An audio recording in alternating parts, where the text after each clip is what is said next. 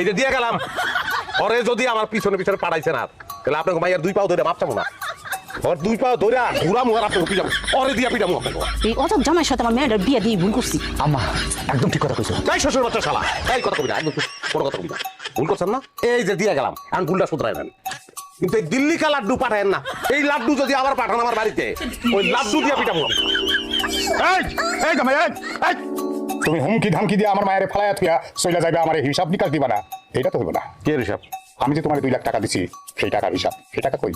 আপনার নাম তো আফজাল আফজাল মাথার মধ্যে বুদ্ধি জাল দেন না 2 লাখ টাকা দিতেছেন আমি যে হিসাব দিব হিসাবের শেষে দেখবেন আমি উল্টা টাকা পাই আপনার কাছে ওই টাকা লইয়া তারপর ওই বাড়ি থেকে বাইরে মই ঠিক আছে, ঘরে এক কাগজ কলম নিয়ে বসি।